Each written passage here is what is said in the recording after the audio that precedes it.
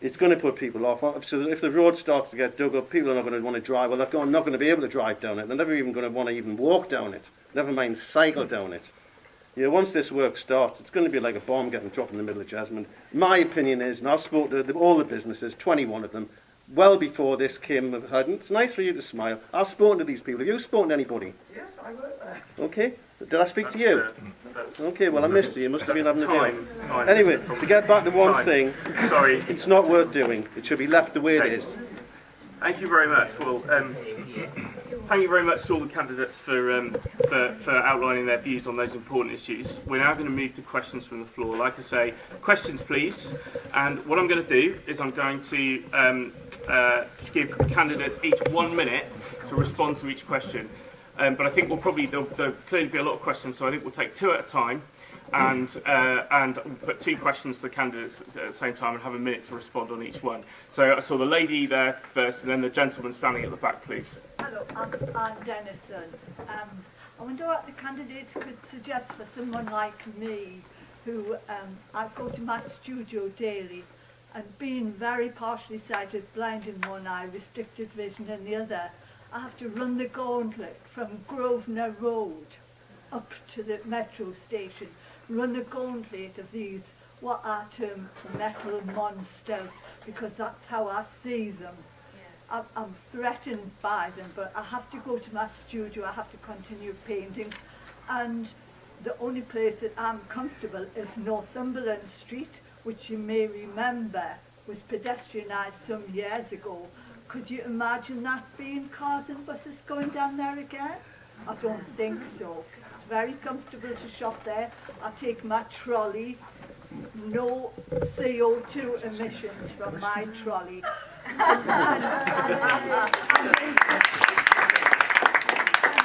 Incidentally, the pavement is a mess because cars, when they try to park, they jump up onto the side of the pavement and down again to manoeuvre, and they knock the pavement, and I do fall down. Yeah. Anyway, what do the candidates suggest for me? Thank you very much. And the gentleman at the back, please. Thank you. Wasn't going to ask a question. I was just speaking on the people at the back here. The acoustics in here is designed as a library, this building. We cannot hear half the things they're saying. Okay. So what I'd like to ask the panel, could I ask the panel, being all different parties, can we possibly have the next meeting, public meeting, at the Royal British Legion? It's 200 metres down the road. It's a charity. They do have acoustic AP systems on. Thank you. For anyone who's funny, there are some seats at the front. Please do come to the front. But really, you can't hear at the back. So I would say, can the panel agree the next meeting, possibly at the charity of the British Legion? I think a lot of people have gone by and seen how many people are here. There's nothing we can do about it now except ask the candidates to present their voices as best they can. Sure. The question is, don't forget the car driver. The point of walking and cycling and buses is fine for those scheduled workers, shall we say the sheep of society. There's plenty of people have to do diverse routes to get to their works. And more we expected to be entrepreneurs in society generally in the world. There's going to be more people needing to find self-employment around. So your bus from A to B isn't going to cover that point. You need to keep in mind car travel. Thank you, sir. So there's 2 points there, please, I think, to put to the candidates, I think, which I would summarise as, first of all, what do candidates think could be done in particular for people who are partially sighted or in other ways have difficulty with the urban environment as it is now. Yes. And then the other, I think, is in all the discussion about movement in Jesmond, what's in this for the driver. So I'm going to ask Duncan Creep for the Conservative first, please. 1 minute. Okay. More traffic calming is what I would put in Jesmond. What you've said. I witnessed something tonight. Wasn't the only person who witnessed it, where Porsche 911 tore up here. He must have been doing 40 to 60 miles an hour.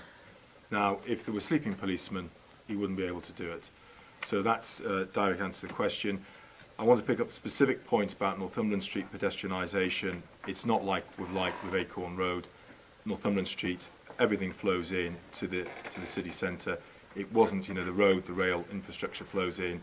It was already double yellow lined and you couldn't park there, and it wasn't specifically destination shopping. Acorn Road is completely different. There's not even a bus stop on Acorn Road. It is destination shopping. And yeah, I totally take your point about the cars. I didn't own a car for 12 years, and eventually I had to succumb 5 years ago come December to buying a car, because the public transport is so appalling in the UK in general. So totally take the point there. Thank you very much.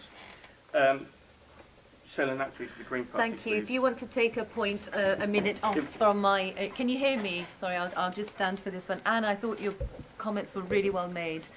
Newcastle has a well-being strategy and a forum.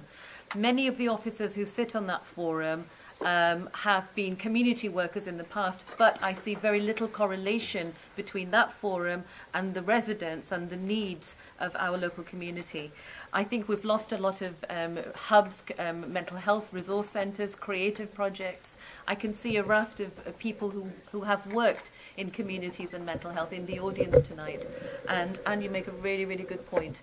This building is an example of that. We've had a good meeting. Thank you very much for allowing us to use this building, but it's not entirely accessible. Sir from the British Legion, you make a very, very valid point, and I think it's something we do need to take up. Access, you know, disability access, people who are hard of hearing, who find it difficult to get here. Even organising the seating is an issue that we need to think about in every microcosmic environment that we're part of. And I think, I just think in terms of diversity, equality and access, the Wellbeing Forum in the City Council need to speak to the Green Party, because we apply the principles of common goodness to every single aspect of public and social policy. Thank you. We're allowing the candidates a little bit longer, but I'll be fair to everybody. Peter Smith, please. Right. Okay. If I'll stand up, maybe you can hear it better. I think on the particular point about visually impaired people walking along, the clear and obvious answer is that we need more and better pedestrian crossings. When it comes to the balance, you talked about don't ignore the car driver. Yes, I think that's absolutely true. I don't think we're ignoring the car driver, but I think you would have to agree that at the moment, the balance is very much in favour of the car driver in this country. And that all that's been talked about tonight is really about moving the balance slightly. I mean, nobody is talking about completely moving away from cars. And it would only be if we could, and I wish we could, or if not if we could, if we decided to afford much better public transport, because of course we could. As a country, we decide not to. But if we decided to afford much better public transport, then maybe it would be more flexible. Never as flexible, as you point out, as you may want to go from one particular place to another. And therefore, there will always be people in cars. You're absolutely right. But we're talking about just moving the balance. Thank you very much. Jerry Keating for Liberal Democrats, please. On the first question, I don't think general answers are any good at all. If you were my constituent, I'd come down and see you, I would walk the route with you, and then I would do appropriate investigations. I can't answer your question now. With regard to car drivers, who was the gent who raised the question of car? Well, at the beginning, I said that these things can only be dealt with by mutual tolerance. And I understand perfectly well, having lots and lots of friends who drive cars and make sort of disparaging comments about me for not having one, that, you know, I do grasp this problem. Well, thank you very much. Where did the policy? Hang on, excuse me. Can we let all the candidates finish? All the words, you know, we can't get a word in here. No, we've gone on. I came in here an hour ago. Yeah. And we've hardly had a chance to express the view. Listen to this lot. That's the format. So just let the last candidate answer, and then I'll come to the floor again. A new round of questions is going to be taken in a moment. Absolutely. I Thank you. came to Miss- say something, not to listen to this lot. Daniel Thompson for UKIP, please. It's a Hustings. Good God. Thank you. God, I better make this quick. Daniel Thompson. Anyway, I don't think anything's in favour of the car drivers, especially in the city centre, especially Newcastle. Wonder why, you know.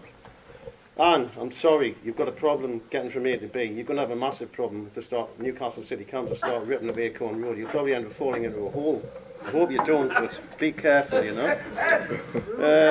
Who can you, Sustrans and the council, are they really your friends? I know Jerry will come and speak to you and he'll walk the route with you, but what's Jerry going to be able to do?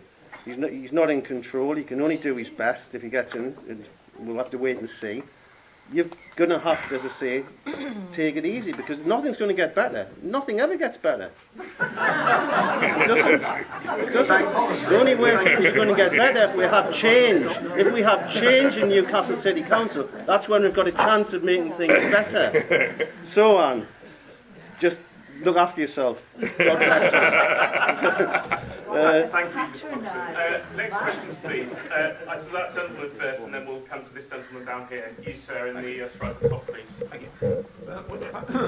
Does the panel not agree that safety for cyclists and all road users in Jesmond, in fact, anywhere in the country, would be improved by larger windscreens or windows generally on public service vehicles?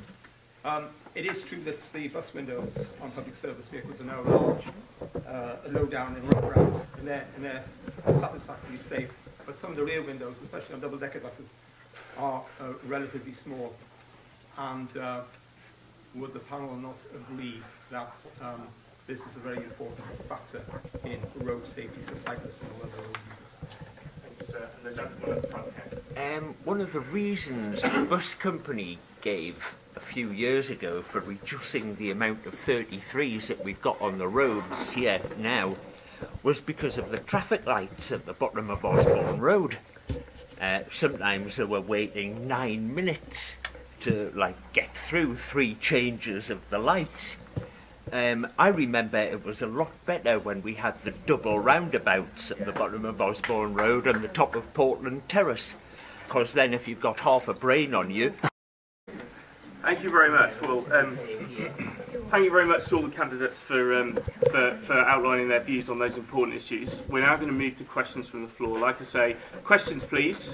And what I'm going to do is I'm going to give the candidates... It's going to put people off. So if the road starts to get dug up, people are not going to want to drive. Well, they're not going to be able to drive down it. They're never even going to want to even walk down it. Never mind cycle down it.